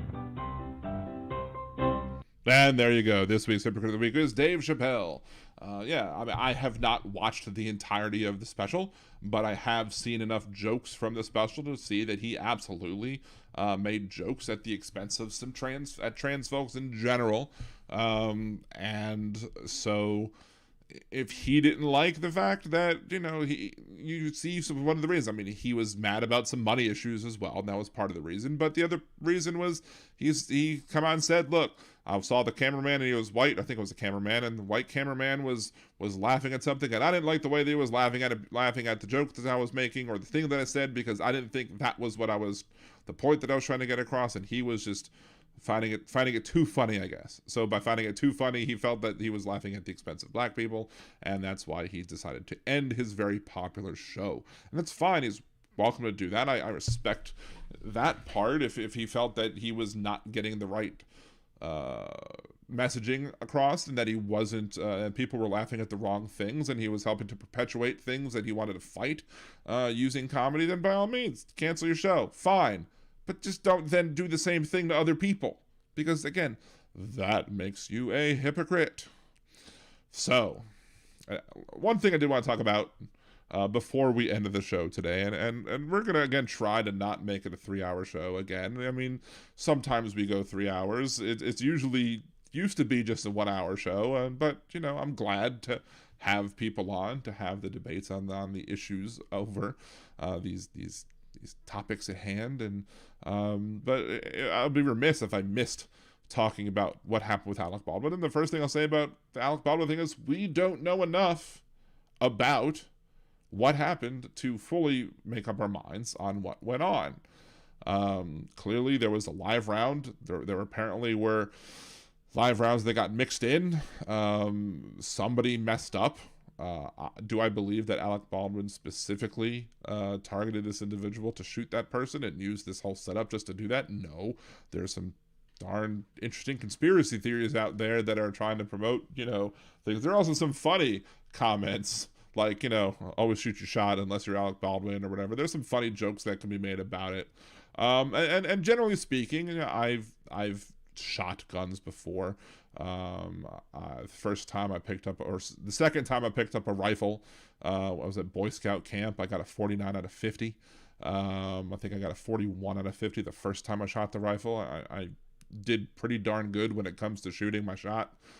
When it came to that, relatively good aim on my behalf, and I've had friends who do own weapons and do own guns, and when they were showing me the guns that they had, and they brought me to the range back when I was in high school.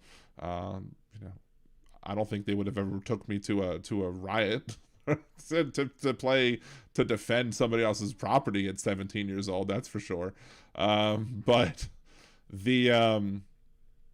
I was actually a better shot with my friend's new rifle than he was. But they also always taught me, proper ways on how to handle the guns that they were allowing me to shoot. And so there are general, gun safety processes. Always treat a gun as if it's loaded, proper trigger discipline, etc. I talked about that earlier in the show, but you want to make sure that, generally speaking, when you're handling your own personal weapons, that you're doing so in a way that's the most safest and possible. Now, here's the thing. There are industry standards when it comes to handling guns on set. And oftentimes state law will defer to the industry standards to make sure that the people are following the rules and doing it the right way. And then if, I guess, something bad happens, then it goes under the laws at place, whether you're negligent or not, etc., whatever.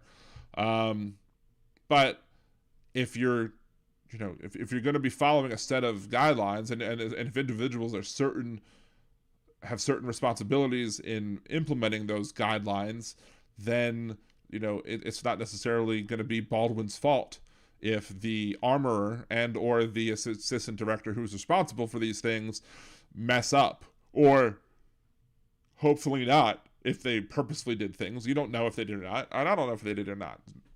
Is it possible that there was a purposeful bad actor in this situation? Maybe. I don't know.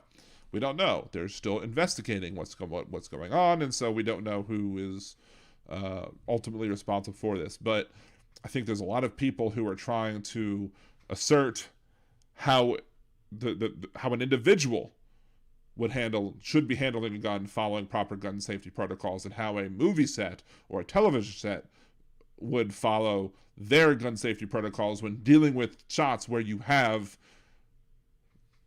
guns that are being used that are firing off blanks. And why can't they just do it in post? If that's the correct word to say. Why can't they just have a fake toy gun and point it, and then have somebody CGI in the sounds and the effects? Well, people say, well, it's expensive. Well, again, you shouldn't be putting lives ahead of money. Human safety should be paramount. Or if you're not Paramount, whatever other producer or production company you are. But, I think some people have said that to get a movie style replica type of like automatic rifle that would look and act and behave in a way that would make people think, oh, that's a real rifle, but it's not a real rifle. A lot of times movies will take the cheaper version, which is to buy the real rifle, use the blanks, and then sell those rifles. I don't know if they sell for more because they were on set. Hey, you can own this rifle that was held by so-and-so, this famous pants. He's used this rifle in this movie. We'll give you a certificate of authenticity, and we'll sell the gun for 5 times its worth and make back lots of money. I don't know. But I'm hoping that this situation specifically does make the movie industry or television production industry, or wherever you're producing a film or TV show, whatever, special documentary, whatever. If you're going to be using guns and you're going to be having guns in the scene, make sure to do it safely and properly. And maybe there should really take time to look into those specific set of guidelines that they do set up in these movies and TV show production sets, and make sure that they're being done properly. And because I'm sure someone's going to get punished for this. It's just a matter of who. Let's see.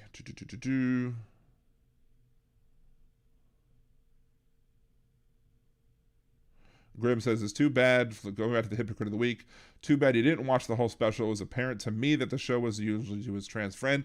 And look, you can have a eulogy to your trans friend. I'm just saying, I've heard from trans people, and since I'm not a trans person, I can talk.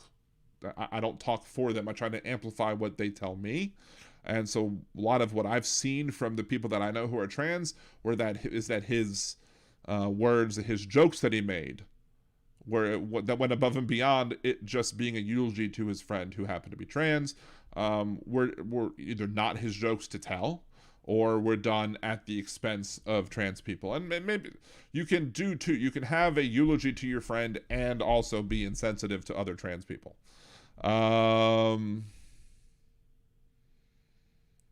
see, I did a video about what the trans activist said to Caitlyn Jenner, and there was some horrible things that were said about Caitlyn Jenner.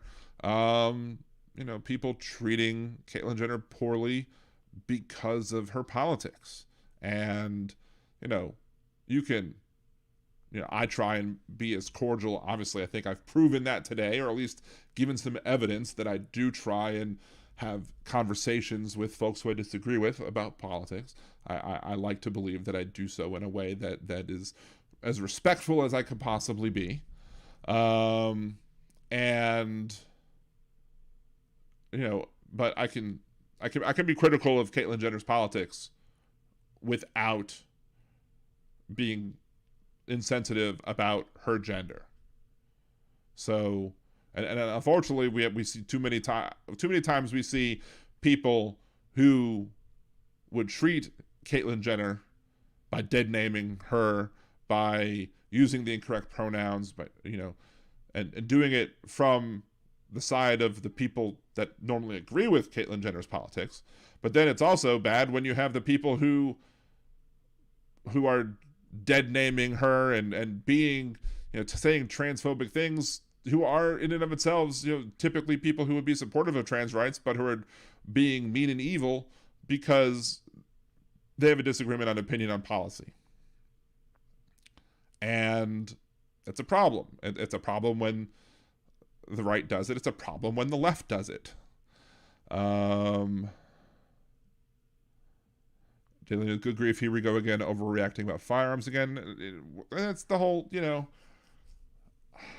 there are enough, one death on the set because of a gun mishap is too many. But you start getting enough of them where it's like, maybe you need to revisit your rules. Maybe you need to revisit how you're approaching gun safety on set. Let's see. Trans activists literally said that Caitlyn Jenner was still a man inside. And that's wrong of them. And, I don't have time to call out every single piece of hypocrisy in my Hypocrite of the Week. But those are the examples of the people who I would call out as being hypocritical as well, are the people who would be very angry if you dead named them or if you misgendered them, but they go ahead and misgender and dead name another trans woman just because that trans woman happens to be a conservative. It's ridiculous and it's hypocrisy, and I call that out on my show all the time. Daily News, if the trans community doesn't like Chappelle's humor jokes, then they should find another comedian to laugh at them. I mean, that's, turn it. But see, that's the thing, is like sometimes when they do that and they say they're going to do that, then, it's cancel culture. It's cancel culture. Well, no, you have every right. They have every right in a country where we have the right of free speech. They have every right to voice their opinion about Dave Chappelle. And if they say, well, we're no longer going to be, and they have every right to say, well, we're not going to subscribe to Netflix anymore because I don't want to help pay for this type of content, and that's their right to do so as well. Oh, but it's cancel culture. No, it's consequences for your actions. And if enough people speak up with their dollars and say, I'm not going to do Netflix anymore because y'all are supporting this type of thing that I oppose, then they're going to eat it, or they're going to say, okay, well, not enough people have canceled, and maybe more people have joined in, so we're fine with it. Let people speak with their dollars. That's fine. I'm fine with that.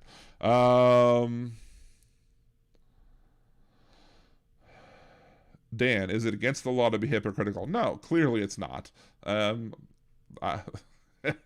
People are hypocritical all the time. I mean, I could point to probably every single senator, and I've pointed at every single senator at one point during the whole filibuster hypocrisy, when you had Republicans threatening to use the filibuster way back in the day, and the Democrats were like, well, that's not, or to use the nuclear option to break the filibuster, and the Democrats were like, you can't do that, that's not fair, blah blah blah blah blah.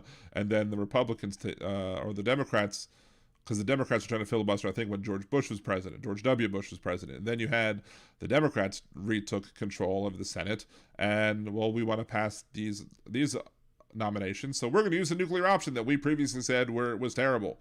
And then the Republicans were like, well, no, you can't do that, but they threatened to do it. So yeah, I once, and on this podcast, and Blog Talk Radio seems to have lost a bunch of my audio, which, pissed me off. But at the end of the day, there is an episode out there, or at least was an episode out there, where I called for the removal or for voting out of every single person in the Senate, Democrat, Republican, or what have you, regardless of who they were, what party they were from. They all were complicit in the hypocrisy over the filibuster, and as such, deserve to be yeeted in modern parlance of our youth. Let's see. You may not be fine with it, but the left or trans community clearly are not fine with it. I mean, if they speak out, I'm fine with them speaking out and saying, hey, we're gonna vote with our dollars. we're going to speak out against Netflix, and it's their right to do so. They have every right to be critical of Netflix. They have every right to speak up and say, hey, we don't believe that this was a way that people should be talking about trans people. Now, some of them may very well have been hypocritical by complaining about what Chappelle did, but then talking, misgendering Caitlyn Jenner. So that's hypocrisy too, and that weakens their argument, clearly, because you want to be able to have clean hands to be able to make those claims.